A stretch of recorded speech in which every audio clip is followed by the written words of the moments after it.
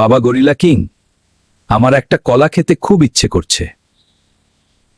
যাও গিয়ে সবচেয়ে ভালো কলাগুলো এনে দাও। ঠিক আছে মা, আমি এখনই তোমার জন্য সবচেয়ে ভালো কলা এনে দিচ্ছি।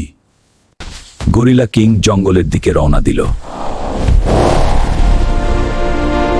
সে অনেক কলা গাছ দেখল, কিন্তু কোনোটাই যথেষ্ট ভালো মনে হলো না।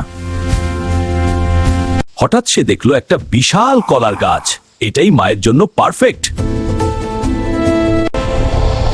সে পুরো গাছটাই উপরে নিল।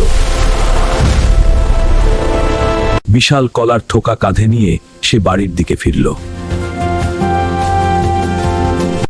বাড়ি ফিরে দরজা দিয়ে ঢোকার চেষ্টা করলো, কিন্তু আটকে গেল। শেষমেশ দরজা দেয়াল ভেঙে সে ঢুকলো এবং মাকে কলা দিল। মা অবাক হয়ে বললেন, এটা কি করলি? দুজনে হাসতে লাগলো। গরিলা কিং, মায়ের জন্য সবচেয়ে বড় কলা।